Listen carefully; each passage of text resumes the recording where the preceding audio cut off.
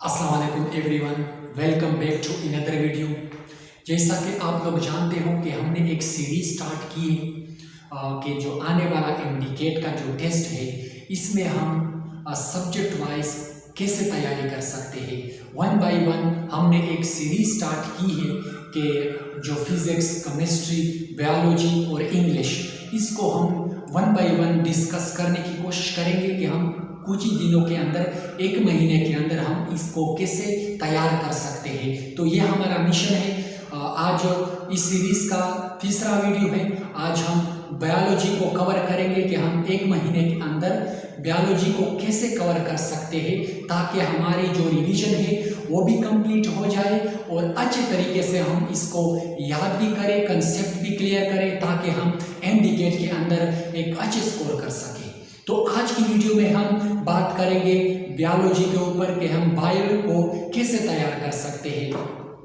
तो सबसे पहले अगर मैं बात करना चाहूँ तो ये जो पोर्शन है बायो का, ये बहुत इंपॉर्टेंट है। उसकी रीज़न ये है कि ज़्यादातर एमसीक्यूज 68 एमसीक्यूज बायो के पोर्शन से आते हैं।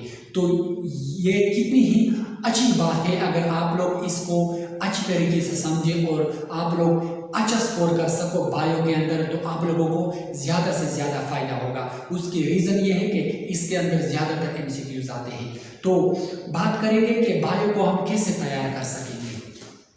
तो कुछ टिप्स है वो मैं आप लोगों के साथ शेयर करना चाहता हूँ। आप लोग इस पर अमल करें और इसको फॉलो करें। मगर आगे बढ़ने से पहले अगर आप मेरे चैनल पर न्यू हैं तो चैनल को सब्सक्राइब कर दें और साथ में बेल आइकन को भी दबाएं ताकि इस तरह एजुकेशन से रिलेटेड वीडियो की नोटिफिकेशन आप तक वक्त पर पहुंचे। तो चलते हैं अपने टॉपिक की तरफ। Tip number 1, book line. आप लोगों की जो बुक की रीडिंग है, बुक लाइन के ऊपर आप लोगों का जो ग्रिप है वो मजबूत होना चाहिए। बायो का जो पहला जो इम्पॉर्टेंट टिप है वो ये है कि आप लोगों ने बायो की जो बुक्स है उसकी लाइन बाय लाइन रीडिंग कर लेनी है।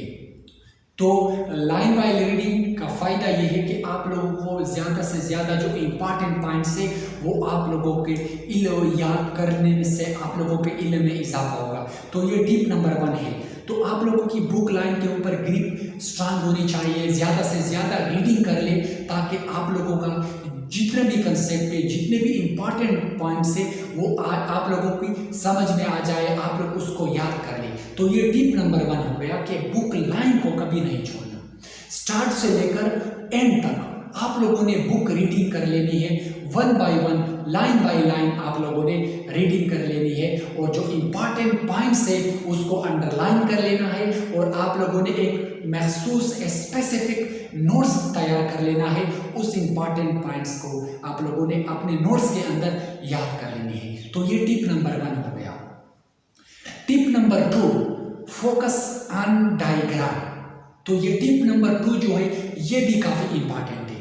आप लोगों ने डायग्राम के ऊपर ज़्यादा से ज़्यादा फोकस देनी चाहिए। तो आप लोगों को डायग्राम की सही कंसेप्ट आनी चाहिए। डायग्राम के अंदर पूरे चैप्टर का, पूरे टॉपिक का खुलासा होता है अगर आप लोग डायग्राम के ऊपर ज़्यादा से ज़्यादा तवज्जो दें। तो डायग्राम के अंदर जितने भी इंफॉर्मेशन है, चाहे वो उसके नाम हो गए, उसके पार्ट्स हो गए, जितने भी चीज़ें हैं डायग्राम के अंदर, तो आप लोगों ने उसको याद कर लेने हैं, उसको अच्छे तरीके से समझ लेना है। तो ये टिप नंबर 2 था कि focus on diagram. Important tips है, काफ़ी अच्छे टिप्स है। अगर आप लोग इस पर अमल कर ले, मतलब अभी से स्टार्ट करके आखिर तक इसको ऊपर अगर आप लोग अमल करें, इसको फॉलो करोगे तो ये आपके लिए हेल्पफुल साबित हो सकते हैं। क्योंकि ये ऐसे टिप्स हैं जो मैं ऐसे नहीं बता रहा हूँ, ये काफ़ी एक्सपर्ट टीचर से मैंने लिए हैं, ऐसे स्टूडेंट से मैंने लिए हैं जो जिसने इस टिप्स के ऊपर अमल करके आज वो बड़े बड़े कॉलेजों के अंदर पढ़ रहे हैं और डॉक्टर बन चुके हैं। तो उससे मैंने टिप्स लिए ताकि मैं आप लोगों के साथ शेयर करूँ। तो ये टिप नंबर 2 हो गया। Tip number 3, read your provisional books. Read your provisional books.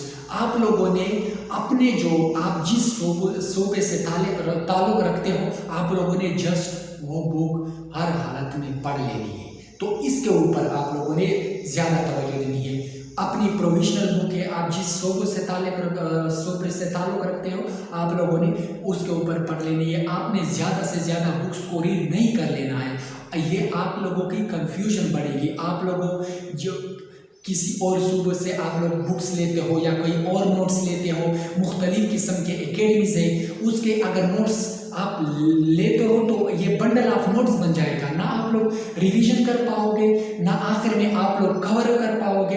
तो इससे सिर्फ यही होगा कि आपकी टेंशन बढ़ेगी, ना आप अच्छे तरीके से स्कोर भी कर सकोगे, ना कंसेप्ट आप लोगों का क्लियर होगा। ज़्यादा से ज़्यादा बुक्स ना रीड करें, ज़्यादा नोट्स भी ना लें। तो सिर्फ आप लोगों ने काम यही करना है कि अपने प्रोविजनल, अपने जो आप सुबह है वो उसका जो बुक्स है वो आप लोग रीड कर ले अच्छे तरीके से। जो पहले 2 पॉइंट्स है वो इस बुक के ऊपर अगर आप इम्प्लीमेंट कर लोगे, आप लोग इस पर फोकस करोगे, अमल करोगे, जो पहले 2 टिप्स थे, तो आप लोग इजीली कवर कर सकते हो बायो का जो पोर्शन है। तो ये तो तीसरा पॉइंट से काफ़ी इंपॉर्टेंट टिप्स है कि आप लोगों ने अपने प्रोविजनल बुक्स के ऊपर फोकस देना है। उस सूबे से जिसका ताल्लुक़ रखते हो आप लोग पढ़ ले अच्छे तरीके से, तो आप लोग अच्छे तरीके से कर सकोगे। टिप नंबर 4, लास्ट जो टिप्स है वो ये है कि प्रैक्टिस 14+ MCQs डेली। आप लोगों ने ये करना है कि 40 से ज़्यादा MCQs डेली आप लोगों ने प्रैक्टिस कर लेनी है। आप लोग मतलब कि आप लोगों ने मिसाल के तौर पर आप लोगों ने एक चैप्टर को कंप्लीट रीड और डायग्राम के ऊपर फोकस अपने सुबह का जो बुक से पढ़ लिया, लास्ट पे पूरा चैप्टर कंप्लीट कर लिया, तो आखिर में 40 से ज़्यादा MCQs उसकी प्रैक्टिस कर ली। तो ये आप लोगों का इससे ये फ़ायदा होगा कि पूरे चैप्टर का आप लोगों रिवाइज कर लोगे और आखिर में आप लोगों को ये भी इल्म होगा कि मैंने इस चैप्टर से कुछ पढ़ा है कि नहीं, या जस्ट मैंने रीडिंग कर ली। आखिर में पता चल जाएगा आप लोगों को जब आप लोग MCQs की प्रैक्टिस कर लो। तो ये बहुत इंपॉर्टेंट टिप्स है, MCQs प्रैक्टिस बहुत ही ज़्यादा ज़रूरी है।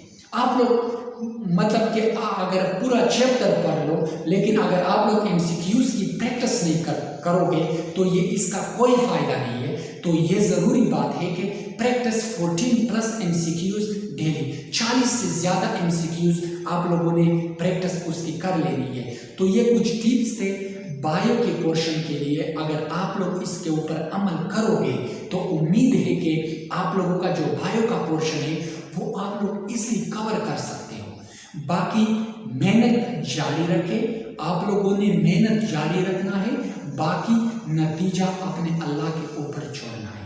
हार्ड वर्किंग मेहनत हमारा ज़रूरी है, वो हमारी जिम्मेदारी है, लेकिन जो रिजल्ट है वो हमें अपने अल्लाह के ऊपर छोड़ देनी है।